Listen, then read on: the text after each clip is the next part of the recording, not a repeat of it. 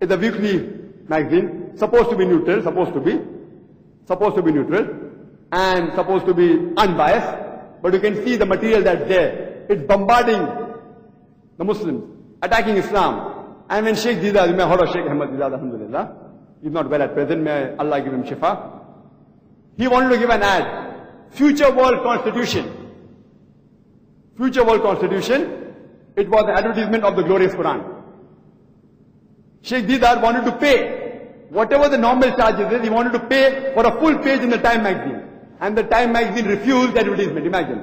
They refused a paid advertisement from IPCI, Islamic Propagation Center International, because it was promoting Quran. Can you believe? Supposed to be neutral, supposed to be unbiased. The Time magazine refused, saying we are allowed to refuse any advertisement without giving any reason. That's one of the clauses. Indirectly, the clause is that they want to refuse things which go against them or which favor the Muslims. It's not mentioned in black and white, but that's in hidden words. Imagine. Indirectly, they are inoculating the people, the masses, with their philosophy and with anti-propaganda against Islam. How many daily newspapers do we have? How many Islamic daily newspapers? We don't have a single international daily Islamic newspaper. It's a shame on us. Like how New York Times, you get any part of the world. All the major cities of the world, you get New York Times. You get in Bombay, you get in Delhi, you get Madras, New York Times. We Muslims have local papers, maybe in Bombay you have few Urdu papers, maybe in Kerala you have few Malayalam papers, local papers. The circulation is limited. In Bombay, maybe 10,000, 20,000, maximum 30 to 40,000 or 50,000, limited. Compared to Times of India, 4 lakhs, 400,000. And even these newspapers, Urdu newspapers in Bombay, 99% or 98% are being read by Muslims only, not by non-Muslims. So how can you spread Islam? How can you convey a message to the non-Muslims? Media is a very important tool for conveying the message of Islam. What we should do, that we should have top-class journalists. Unfortunately, the Muslim Ummah, the Muslim world, have very few people who are good with the pen. Not that we can't make, but we don't want to make an effort. And there are some Muslims who are good with the pen, but they are, I would call, secular in inverted commas. Secular inverted commas. They write for all non-Islamic papers and all. There are few good with the pen. What we require is a daily newspaper or a monthly magazine which can penetrate into the masses. Alhamdulillah, a few Muslims, few rich businessmen, they did make an effort in taking out such magazine on a monthly or a fortnightly basis, but it didn't click off as well as they had planned. What we require is the best people, and we should be able to capture all the 3 levels. Firstly, only by having good journalists, it's not sufficient. Because if you have good Muslim journalists, the editor sitting on top of him will not let that article be published in the magazine. So what's the use? Even if you have good editors, the boss of that newspaper will not allow you to publish that article in his newspaper or his magazine. So we Muslims should have a 3-tier. It should be owned by Muslims, the editors should be top-class Muslims or good with the pen, as well as the journalists, all 3 levels. If any is missing, there are chances there may be certain lacuna. Top-class Muslim journalists, top-class editors, and good philanthropists and good people who own these press. And even the strategy of marketing should be A1. Then only can we penetrate into the media. I know, alhamdulillah, there are few organizations which are trying their level best, and I'm told that Madhyamam, alhamdulillah, they are trying to have courses on journalism, and there are people having in other parts. But what we require, the people training should be of international caliber. If you can't find Muslims, hire the non-Muslims to train them, no problem. No problem. If you can't find Muslims who can train, get the best non-Muslim actually to train in English writing, not about Islam, English writing. And once they are trained how to write in English, because English is an international language, or whatever language you want to make out the paper, and if you want to bring in a local language, teach about local language. And then a person who is well versed in the field of Islam can infiltrate the journalist with the ideas of Islam. If you don't have a Muslim who has good knowledge of Islam, who's good with the pen, get a non-Muslim.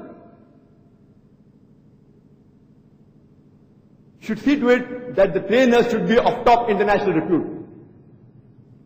And we should see to it that when we pay these people in our papers, oh, working for Islamic paper, okay, how much salary you are getting in times of 10,000?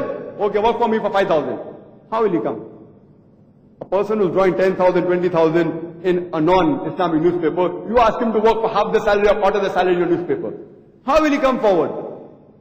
The Muslims should pay the Muslims more than the market. That's what we do in a foundation. In a foundation, alhamdulillah, all the people that are employed are getting more salary than what they can get outside in the market. So that tomorrow they won't say, oh, we are working for Islam, therefore we are getting half the salary. See, there are few people who Allah has given them enough wealth. If they work voluntarily, they work at half the pay, no problem. But the masses, we should see to it that we give them what is their requirement. Then only can we extract them. Then we see to it that we take out double work from them. Pay them well and take out good work from them. That's what we require. Unfortunately, in the Muslim organization that we have, even the Dawah organization, how many full-time do we have? How many? And you pay them a salary of 1,000 rupees. To the Imam, how much you pay? 1,500 rupees, 2,000 rupees. What's going to happen with that? Give them good substantial so that they can dedicate their full life for the cause of Islam. Now analyzing the electronic media. In the electronic media again, you have the audio cassette, you have the video, you have the computer, you have the satellite, etc. In audio cassettes, again, as I said, if it's non-periodical, reach is limited. How many audio cassettes can you make? How many video copies can you make, etc. But still, it has a certain advantage. Like you're driving in a car, you can play audio cassette, a talk on Islam, or a promoting Islam. And alhamdulillah, the Islamic Research Foundation, that's based in Bombay, we have, alhamdulillah, one of the largest collection of Islamic video cassettes in the world. More than 3,500 different titles we have. 3,500 titles. I travel various parts of the world. I have not come across any organization which have anywhere close to 1,500. Alhamdulillah, we have collected from various parts of the world more than 3,500 video cassettes, out of which more than 3,000 are in English, more than 500 are in Urdu, a couple of hundred are in Arabic, and a few in French, German, Spanish, etc. These cassettes we give on a free hire basis in Bombay against a refundable deposit of 200 rupees. The person can take the video cassette home, watch it free of charge for 1 week, he can keep it with him. Within 1 week, he should return it back. He can take his deposit back or take another cassette. Absolutely free. We even distribute literature, more than 50 different literature on Islam and comparative religion, absolutely free throughout India. And alhamdulillah, the next media, as I told you, is the cable TV. We have been successful, and I can say alhamdulillah, that Bombay is the only non-Muslim city in the world which I know of. Bombay is the only non-Muslim city in the world which I know of, where alhamdulillah every day we show dawah programs for 3 hours on the cable TV network to more than 1 million homes. More than 1 million homes. 10 lakh houses every day for 3 hours. 3 hours hardcore dawah. You know why do I say hardcore dawah? Hardcore dawah means actually giving the message. You know, you see me talking on all these topics, direct message, without compromise. Not about salah and about qiraat, that's important. You have one Muslim country channel showing salah and qiraat, that's good. But that's not hardcore dawah.